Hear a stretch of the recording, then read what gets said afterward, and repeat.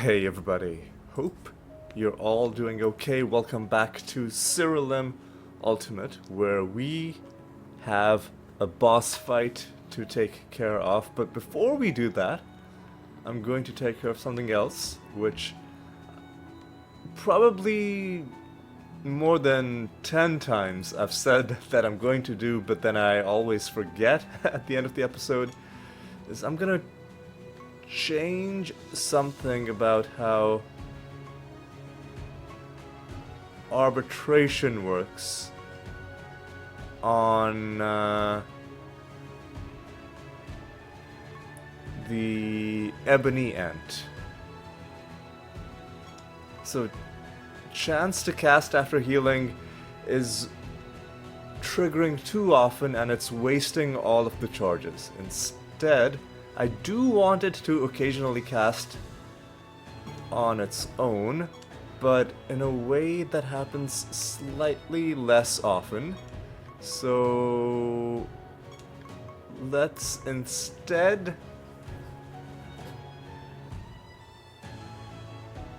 the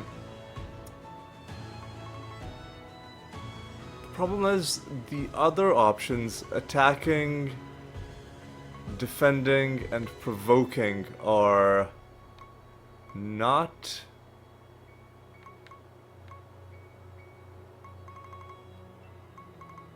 really actions that the ebony ant does. So I might just leave this blank, just so that we have arbitration charges in hand. And then the centaur duelist can still have it cast on healing, with the idea that eventually the centaur duelist will have infinite charges. Ideally. Because of the relic that he uses. This might all seem a bit complicated. I'll tell you what I meant about that last thing. So, the relic that the centaur duelist has is Vitreous, and for the most part Vitreous is built around getting stronger the more you attack and the more the relic itself attacks. But there's one very important thing that you unlock at rank 70, where if the bearer has attacked at least 5 times in the current battle, spell gems don't consume charges. And because of Fury Swipes, the Centaur Duelist will get that almost straight away, except for situations where our extra attacks are disallowed by the realm, in which case it'll take 2 turns. So usually our Centaur Duelist will have infinite arbitration charges, but I did want arbitration on a second creature, just because it's such an important spell. You kind of want to give yourself a backup. Alright, now with that done, it's time to go into Titan's Wound, which is our next realm after the Swamplands, which we did last episode. And let's try to hunt down the false god Yotin. Let's do this. Another realm with a very cool soundtrack to it. Before we do anything, what are we dealing with? Less damage dealt from us, more damage from the enemies. There's reflect damage as well. I don't know, less enemies have less damage taken and more damage dealt.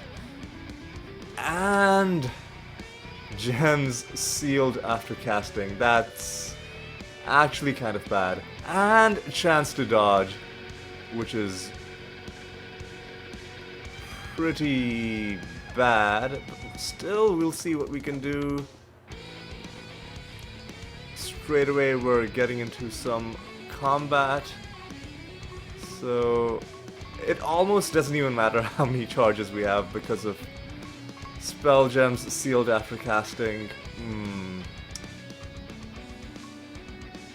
Yeah, some of these realm properties can just completely negate your build in annoying ways.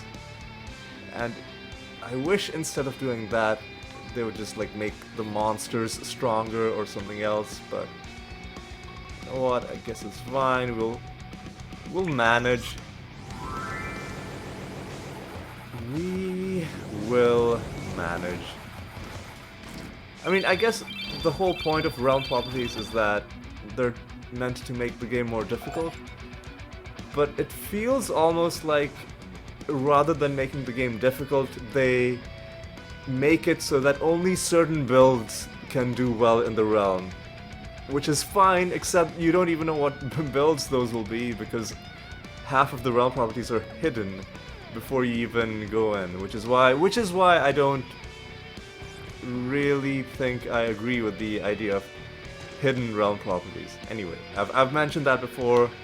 Let's not belabor the issue. Let's talk to the god of the realm, Mortem, the god of blood, who speaks in a very interesting way.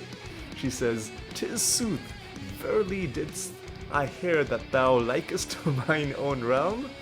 Whence in once, whither this or that, 'tis in mine own hand that would bring thou the pleasure of mine own name." So she speaks in this unusual, like old English, Shakespearean kind of way, and it's I find it quite funny. Anyway, let's make a donation. She says, "I thanketh thee for thy fine donation." And yeah, that's all she has to say about that. And let's also interact with this thing. 20% chance to avoid that. You know what? Fine. Let's go with it. I don't think we're going to be beating the false god under these conditions. We'll try our best, but we'll see what we can do. Also, in this realm, there are a few different ways to improve your situation for the battles. One of them is by interacting with these objects. So I'm trying to make it so that it's obvious what I'm standing in front of, because with a party of 6, sometimes things can get a bit hectic. So I'm standing in front of this kind of pool of blood, and when I interact with it, well, the blood will shoot up into the air, but enemies will also be debuffed. In this case, they've lost health, which is nice.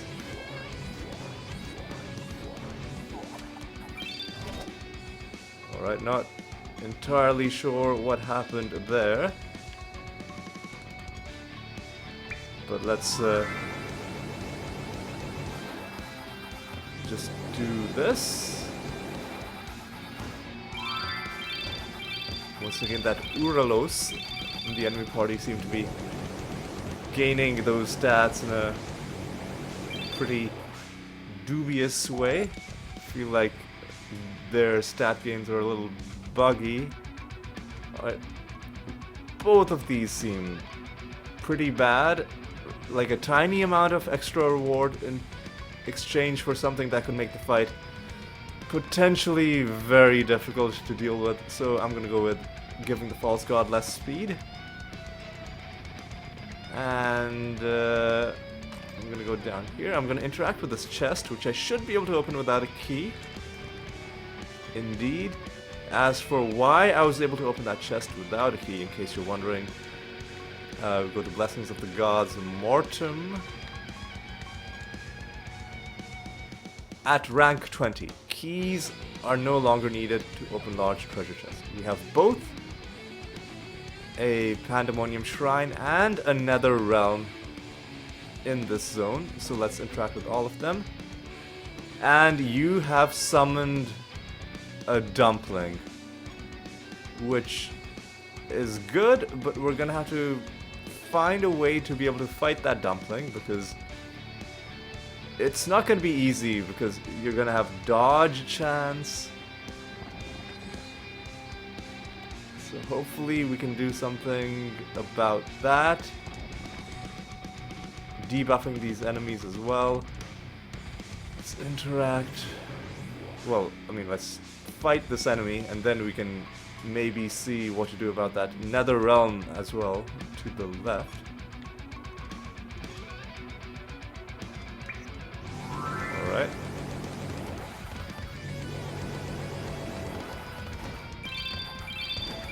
Yeah, I think this definitely does count as a realm where the annoying things were all hidden in the hidden realm properties. Specifically, chance to dodge and gems sealed after casting.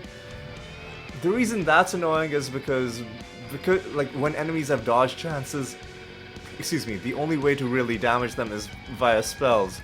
But then if your spells are sealed after casting, how are you gonna do damage to them? That doesn't make sense to me. If I could have seen that, I would have rolled something different. But I couldn't see that, so I just entered this realm only to learn that we were faced with this garbage. Once again, I'm just gonna go for less attack because I'm not gonna give him either of those. Ooh, and also, these pools of blood that are shaped like this are gonna give you favor with Mortem. It's tricky in this realm to tell what you can interact with and what is just part of the background, just aesthetics. So this will also give us favor. These are gonna debuff enemies as well. This is just a regular chest. Those will give us a small amount of stats, small amount of resources. More debuffs for the enemies. More favor with Mortem. Now, these things, this kind of volcanic-looking object above me, this is going to be an optional combat, as will this thing, like these two things. So we'll see what to do about them later. For now, let's see who's over the Forbidden Depths. I think it's Anelta, but let me confirm that.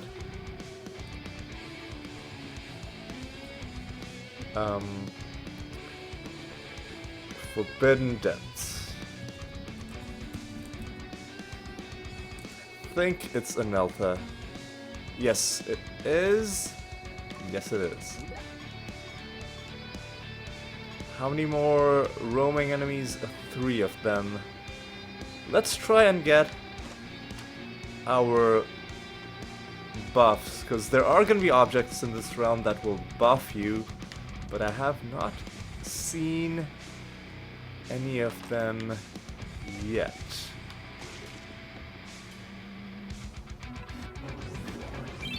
Alright. Okay.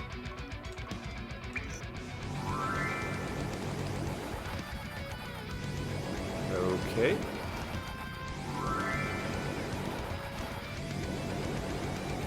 Pretty straightforward fight. Of course, after this fight, it's probably gonna spawn another one of these, and it's blocking our way. I mean, I guess we could go around it, but let's just do this right now. This feels like something that is really annoying. Especially because we're not gonna have that many opportunities to do damage, because eventually our gems are gonna be sealed, and we'll probably be, bashing the god to death with the 70% dodge chance, and we've already given him a 20% chance to avoid damage. If we then also say that he can only take a maximum of 10% of his health in damage, like, either it would make it impossible to win, or if we did win, the fight would last like an hour, like literally an hour. So once again, let's just debuff the false god. Ooh, there's our dumpling. I don't want to get into combat with it just yet. That is... Hey! Another random card. That's great. Let's actually take a look at what card set it was from. The Spectre set. And once again, it's our first card from that set. And if we got more of that, it would reduce enemy defense. Sounds good to me. And to the, well, to the right there's going to be an enemy that just sneaks up on us.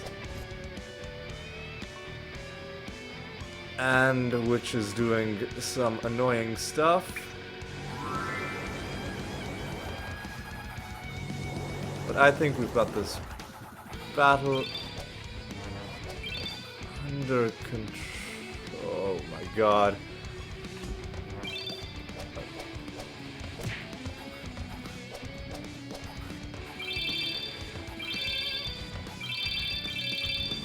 This is quite annoying. Our Centaur Duelist was confused, so that's why this garbage happened, but we should be fine now, because even though you're confused, you should be able to correctly cast Reincarnation. And we got through that. What else are we going to do with this False God? Once again, we're being given this option, and I'm not going to give you more defense, because it's going to be hard enough to damage you anyway. I'm just going to keep debuffing you. Yeah, we've just gotten bad rolls on the... like, I would have taken like debuffs at the start of battle. I would have given him, like, you know, the False God buffs at the start of battle. Potentially a few other one of the 50% ones that I would have taken. These ones are just, I'm not comfortable taking them. Oh, and I want to fight the enemy. I don't want to fight the dumpling just yet.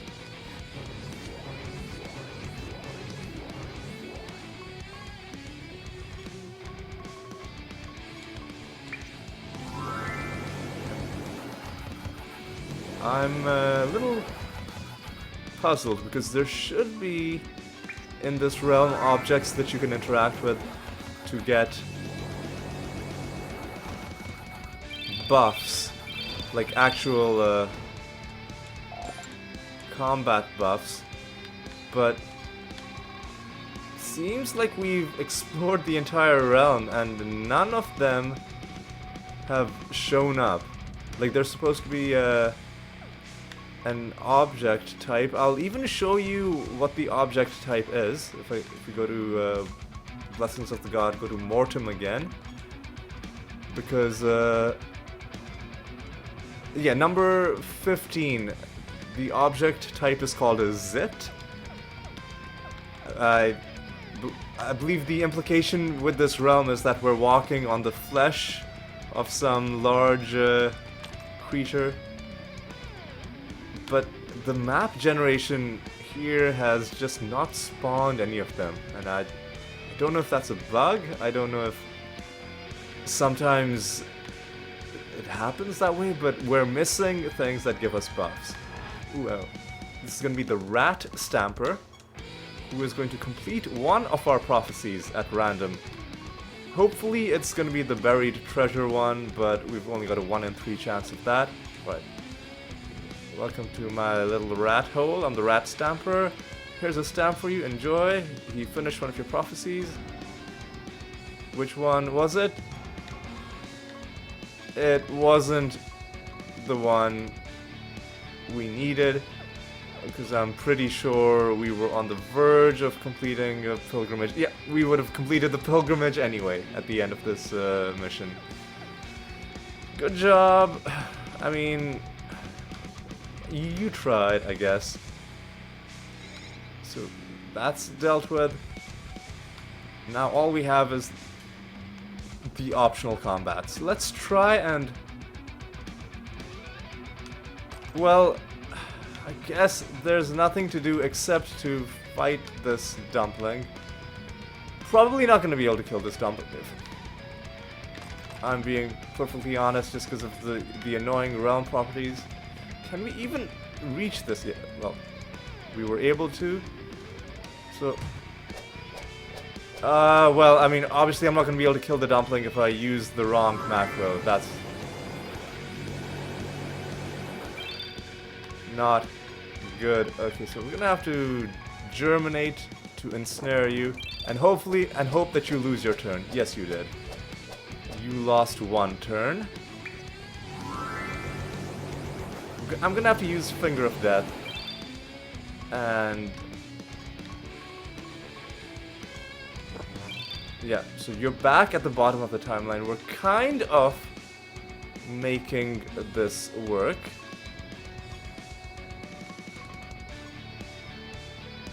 So once again, I'll do reincarnation.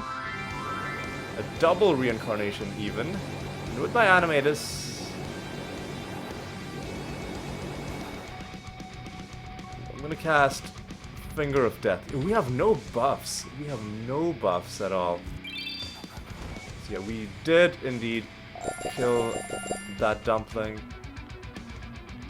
This is a bit more progress in terms of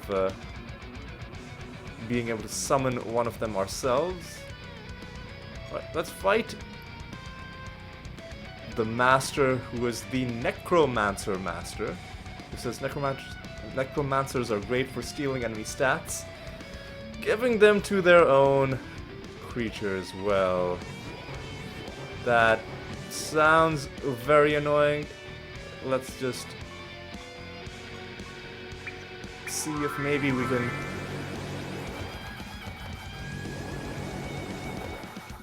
potentially end things early. Let's try a Finger of Death on like this group of 4 are going to go one after another, so it doesn't matter which of them we target first. So I'm just gonna go with whoever has the least health.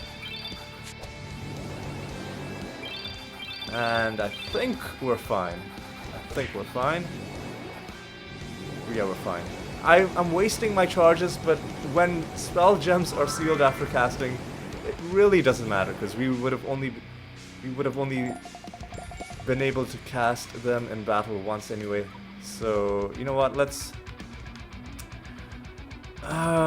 There's some optional combats that we could do. You know what? Fine. I'll do them. Maybe we'll gain a favor rank out of it, but probably not. These are the Osane enemies who are... I really need to change your macro. You know what? We can do a regular reincarnation.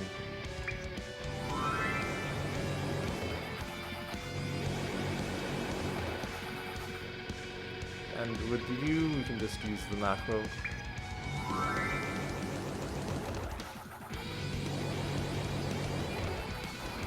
And now you're dead.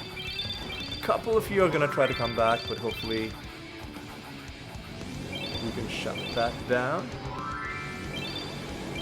Hopefully.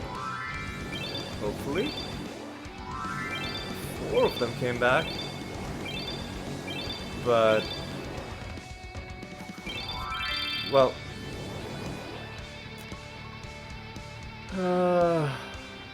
well... one of them came back more often than I would have expected. Okay. And this is what I mean about dodging in this realm, with enemies having a dodge chance.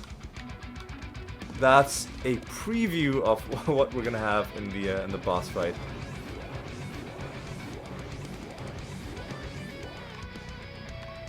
All right, come on, let's be intelligent about this.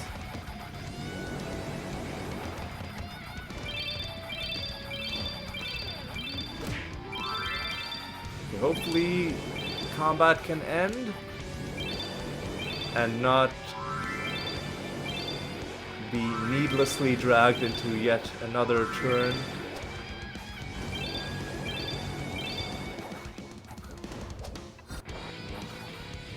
Oh my god, what are you doing? What are you doing, dude?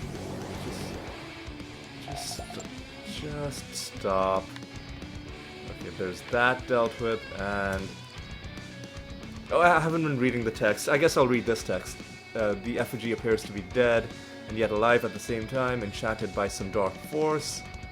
What could be the source of such magic? In answer to the question, we find a group of angry-looking creatures approaching us. They attack. These are the Clutcher-type enemies. I forget what their gimmick is. But, you know what? Hopefully we can just end things early like this. But yeah, oh, we also have maximum buffs of 1, so...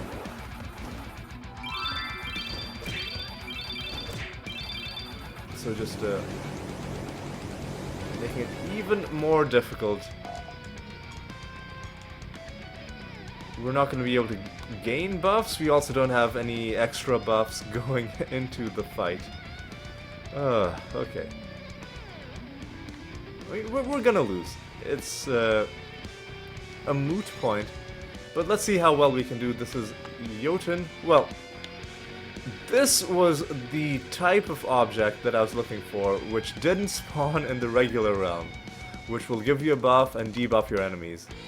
Is that one buff going to make a difference? We'll find out. What does Yotin says? Another challenger approaches. I'll give you a chance to turn around.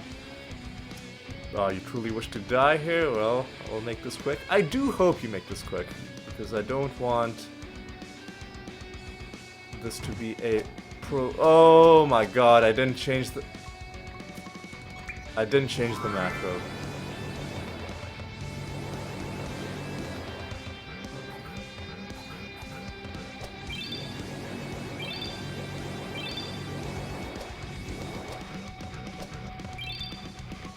Okay, so what? Immune to damage. Your best bet is to survive the onslaught until Yotin becomes bored and goes away. Now, that's very interesting. That is very interesting. Very interesting. So how if so let's start with Archangel's Blessing.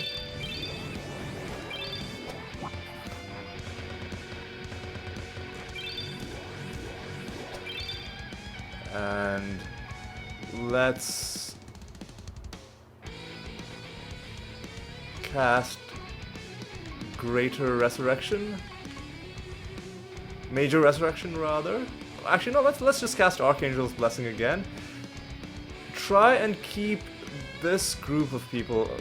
Well, no, you'll only be able to cast it once, so it doesn't matter who casts it. So let's, with that in mind, just cast Major Resurrection on you. And cast, I don't know...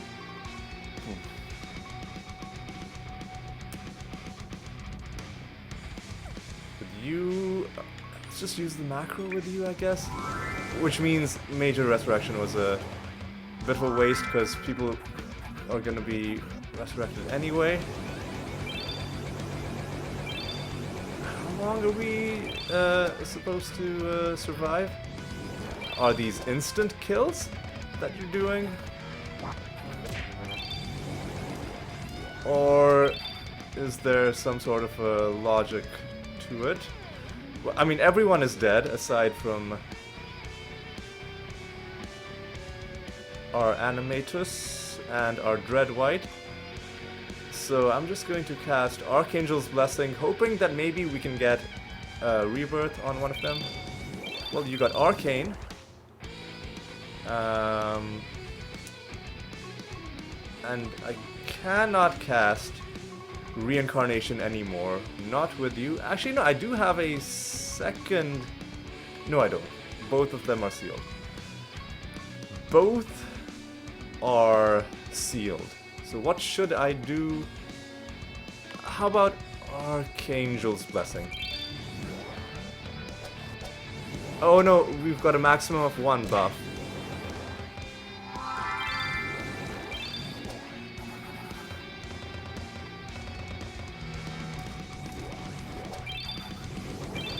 Okay, okay, so I'm not sure what happened. Survive the onslaught until Yotin becomes bored and goes away. We've got 2 things left to... like, 2 of his body parts are going to take their turns. Arbitration... We've already cast Archangel's Blessing. Germinate? Like ensnaring a couple of his body parts? That could... Yeah, let's try that. Germinate his shoulder. What is his shoulder doing?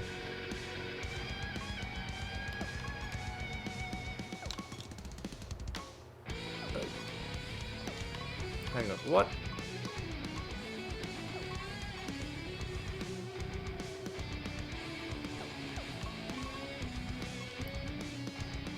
Like, okay, you know what, let's just cast Germinate on his shoulder.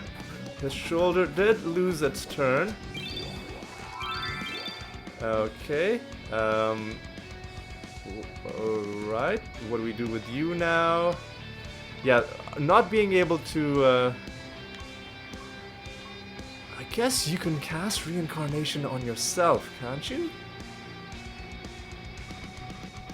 Oh yeah,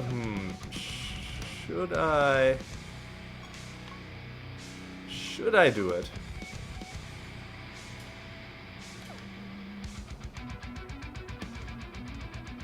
Yes, I will.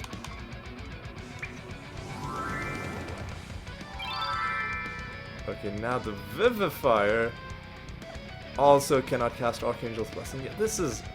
What we can do is we can cast Arbitration. That's going to give rebirth to a bunch of our people. Okay.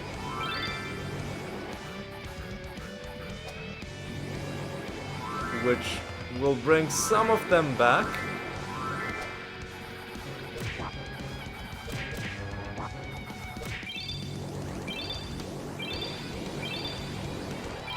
Yeah, we are on the back foot in this fight due to not being able to cast our spells multiple times. I guess attacking is a moot point, so we could have taken all of those things about, giving him extra defense. Now that I know how this fight works.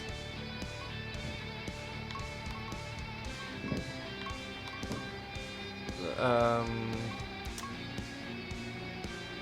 guess we'll do that. What else? Contagion, he doesn't have any buffs. We could cast Arbitration again. And then a couple of us would gain Rebirth. Which honestly seems like a good idea.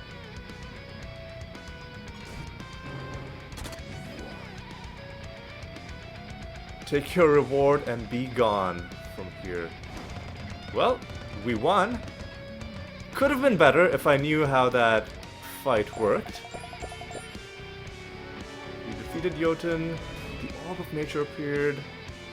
Okay, well, I mean, it's not how I...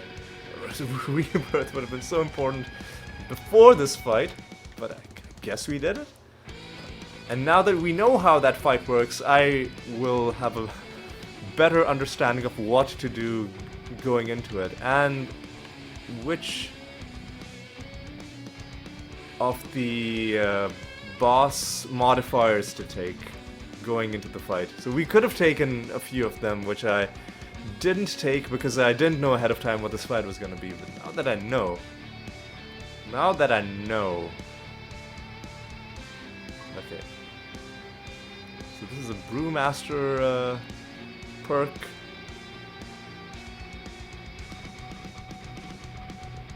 This is interesting.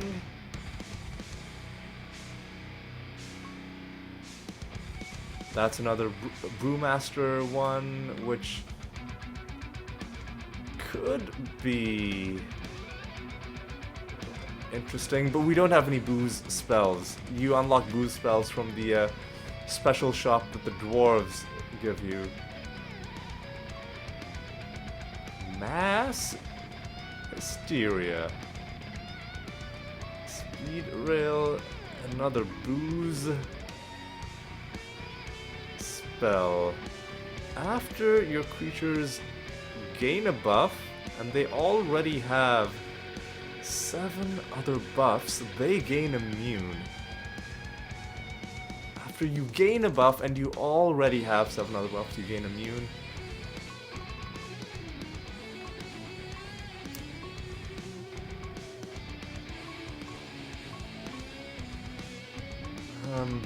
I'm actually not sure what to take, but out of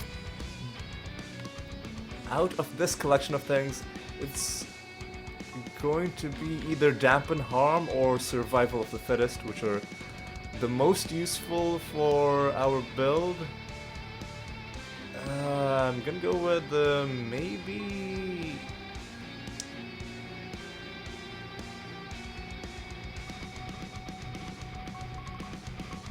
We already have a part of our build that is working against enemies debuffing us, but this seems to be a stronger version of that. And I'm still not sure if the version we have works in boss fights. The Carbuncle trait, where if you cast 12 spells, you're immune to buffs, you're immune to debuffs. So that might be good to have. On the other hand, this is very luck-based, you know? You know what I mean? So it might give you a chance, but a small chance, because dodge chance by default isn't high unless you have other synergies that are boosting your dodge chance. But then again, the question is this referring to your base dodge chance or your boost? Because you can give yourself a pretty high dodge chance. You can give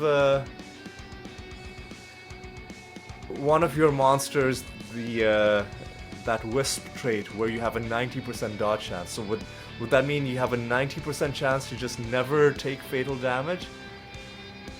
Like, if that's how it works, then this could be good. But I don't know.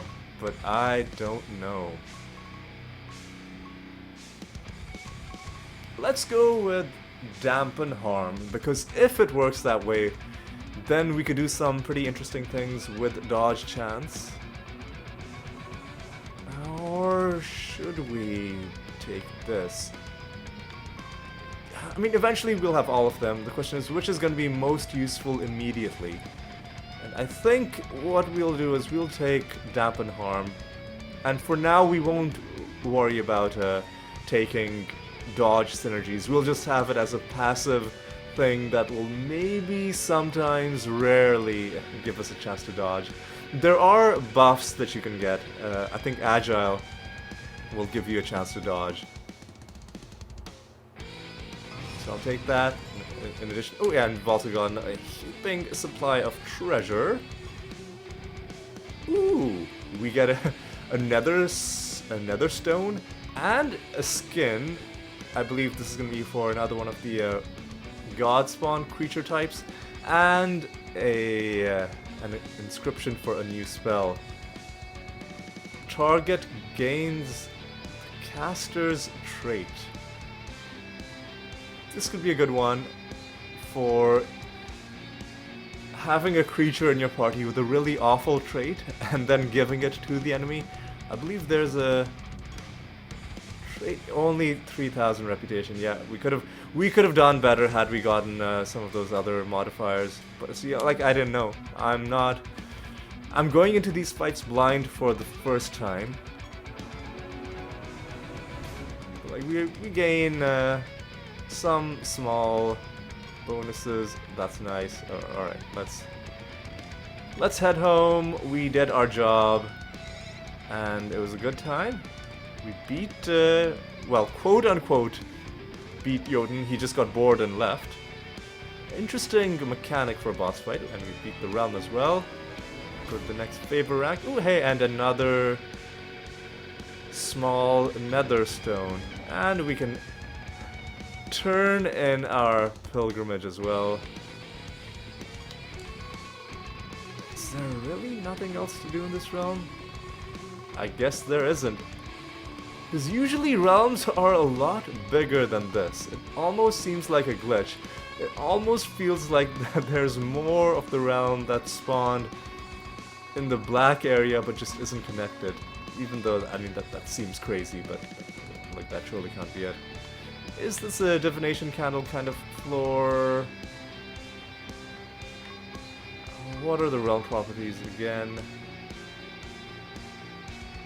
Less damage taken by them, less damage dealt by us. And they have dodge chance, means I don't think we summon the divination candle enemies. I don't think we do it. I think we just head back to Siralim and end our mission. Well, before we do anything, we've got to get a new bounty for a new false god, and we are only level 3 with you. We've gained a very small amount of stats, but it'll add up over time. What can we buy from your shop? Well, we can buy a creature. We can buy a new spell, the Fist of Tauren, and a chair. I'll make a habit of this. Every time we unlock something, I'll just buy it, unlock something at the guilds, because all it takes is common resources. Ooh, and we also have to set up a new bounty. I guess we'll do it at the Death Guild, even though, like, their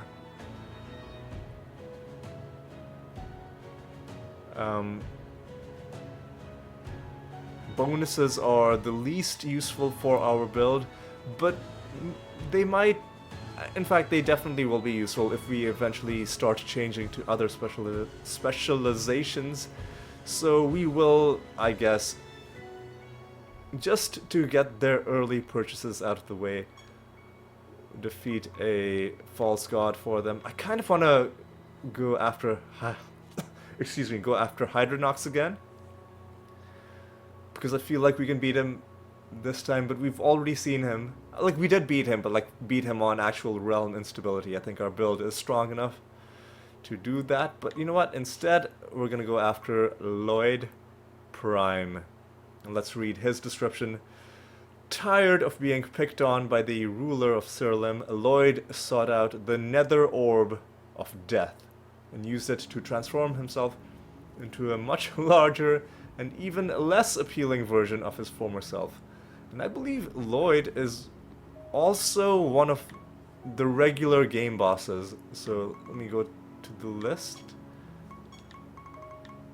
Like, these nether bosses are also, yeah, Lloyd is one of the regular game bosses, and then there's a stronger version of him as a nether boss. We did take the bounty, right? Yeah. We didn't take it, so I'm glad I went back to check. We'll find Lloyd, Realm Death 451. So once again, we're gonna have 2 fights in a row. The nether boss at 450, the false god at 451.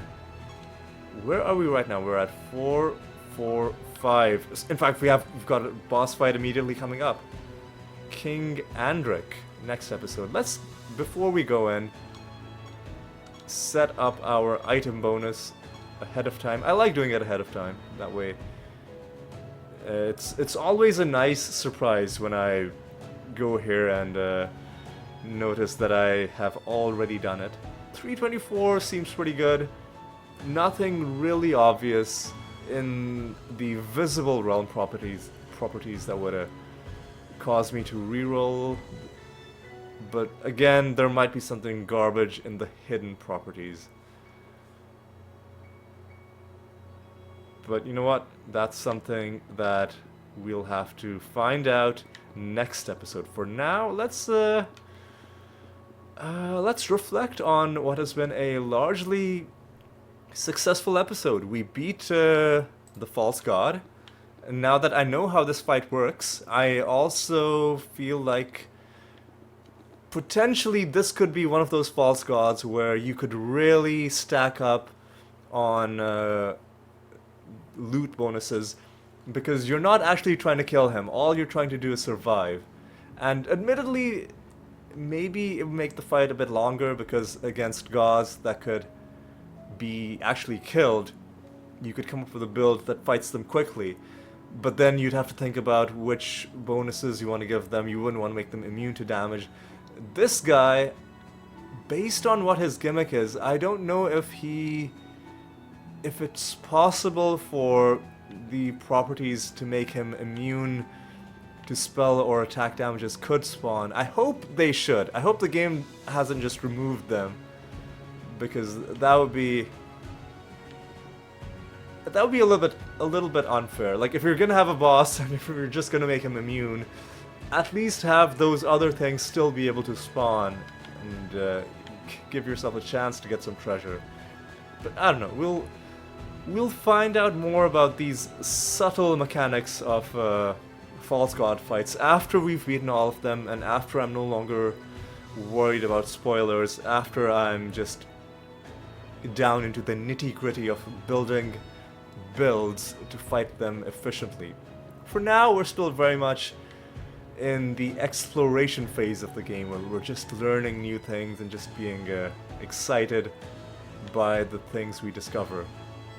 So yeah, I think that is gonna be all for this episode. Hope you enjoyed it. Hope you had a good time. I certainly did. Always good to end an episode on a high, without too much frustration along the way as well. Definitely a good way for an episode to pan out. But yes, hope you enjoyed it. Hope you'll stick around for the next episode as well. And until then, take care.